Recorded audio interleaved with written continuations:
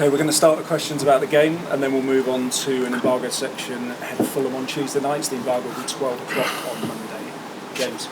Ange must be delighted with that result, and in particular your dynamic in the first half looked really strong against Maddison and Suma and Sars. You must be delighted. Yeah, I am. Yeah, I mean, obviously it's a positive result, but yeah, our performance in general I thought was really encouraging. First half I thought we were really good. We knew that. Watching Bournemouth the first couple of games, they're going to be pretty aggressive with their press, particularly here at home. So we had to be ready for that. And I just thought we stayed really clear-headed through that early part of the game. We're brave when we needed to be, kept the game simple, and that helped us. I thought just get control of the game. And first half we were, we really sort of played the game in the manner we want to. We probably maybe could have got a goal or two more. Early second half, sort of 10-15 minutes, we lost control of the game a little bit. Just got a bit hurried with our passing, a bit sloppy, and made some bad decisions. But after that, we really settled and scored our second goal, and I thought we had control for the rest of it. Even in the moments where we weren't totally in control of the game, we never really let them threaten our goal. I thought our defensive work was really good, especially, middle and back third. To keep them away from our goals because they have threats. Probably the only maybe negative thing was with Richarlison's performance. He seemed to struggle with confidence again today and had a chance in the first half which he didn't take. He seems to be still struggling to get that sort of form that he's after. Yeah, well, I mean it's part of life, mate. It's part of a football career. You're going to go through moments. You've just got to keep working hard. He's just got to keep contributing to the team and contributing to us. Being successful and overcoming the challenges we have. There's no time in this game for people to sort of dwell or think introspectively about where they're at. Richie will work through it. He's a good footballer. He'll get his goals, but more important for me is that he keeps sort of contributing to what we do as a team because ultimately, we're not going to get to where we want to on the back of one player or one person scoring goals. The fans seem to be delighted with the performance though, some of the chants. We've got our Tottenham back and we're singing your name quite a lot during the game as well. They seem really happy with the way your side is performing. That must please you as well. Yeah, it does. They're obviously a key part of this. We need their energy, and I thought they were outstanding again today. And what we've sort of embarked on, it's not going to be easy, and we've got a hell of a long way to go. But if we've got the people who are most important to this football club, the supporters behind us, that helps, and that's our way of giving back. We work hard during the week to try and give back on the weekend when we play a game of football, and pleased that for the long ride home they're going to have smiles on their face.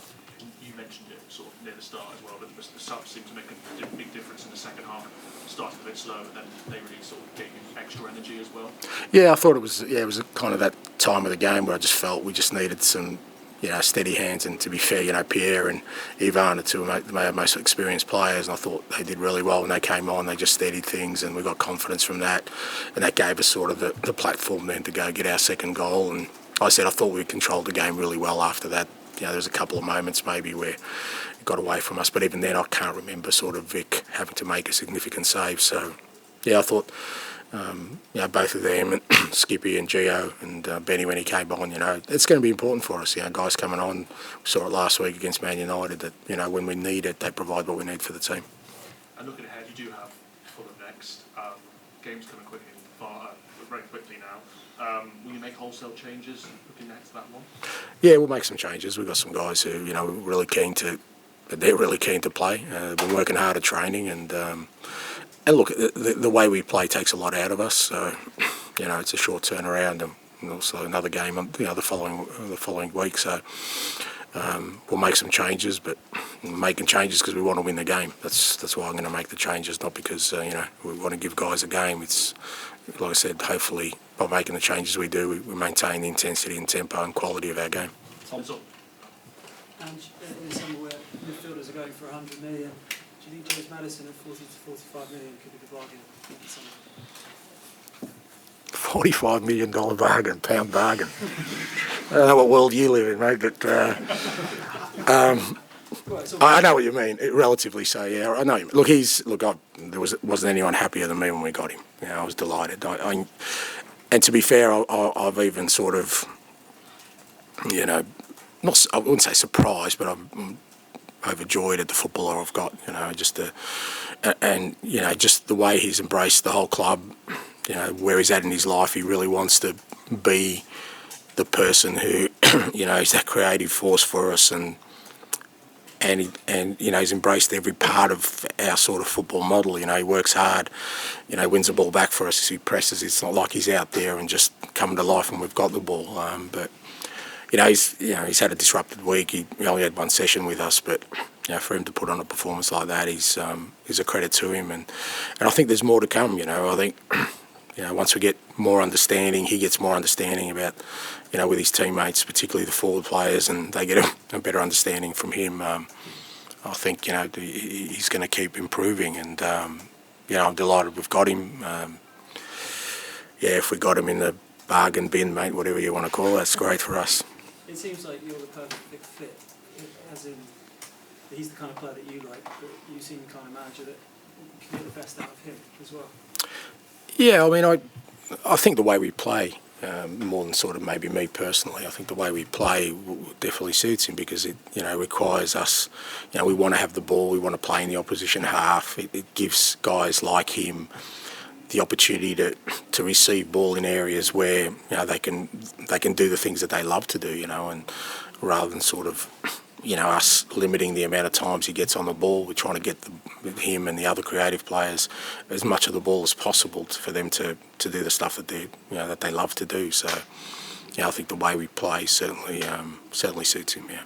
Just finally, yesterday's performance and the start of the season, the perfect birthday present ahead tomorrow.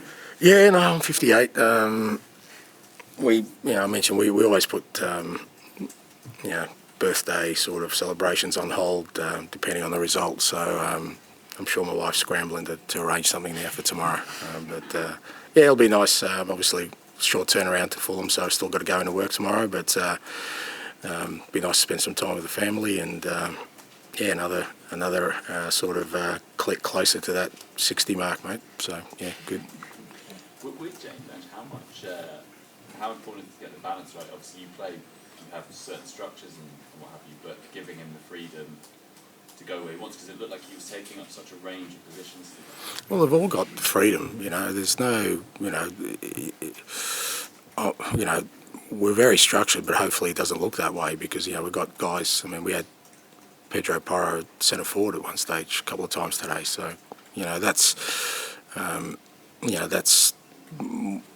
part of hopefully us being a really good team, an effective team, and hard to stop, is that, you know, what is a rigid structure looks very fluid, because guys understand, you know, that as long as there's movement out there, they're looking for spaces, and other guys are filling the spaces they leave, then it doesn't really matter where they pop up or where they go, you know. So it's but there is a discipline within that, you know. It's not just about sort of running anywhere, it's about going to the areas where we work on constantly, and you know, if it looks fluid, then, you know, that makes us harder to stop.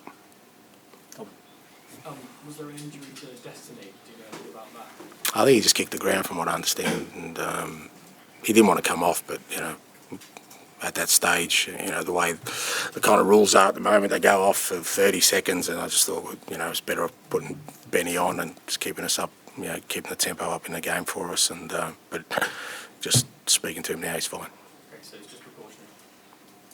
Yeah, I think that's what I just said, yeah. I didn't use that word, but yeah. Like, can I also ask about James Maddison? You might not have seen, but like, he was having a drink at one stage during a stoppage of play in the first half, and there was a Bournemouth fan who didn't like that he'd gone down a couple of minutes earlier. He stood up and shouted that you're a cheat to James Maddison, who kind of smiled and pointed to the scoreboard, which said 1-0. What would you have to say about that? Is that slightly ill-advised from him, or? God, you saw all that. Where were you sitting? Right by it. Yeah? You weren't the fan that said it, were you? No. That's fine, mate. It's all a bit of theatre. Come on, let's go. Yeah, just a bit of enjoyment.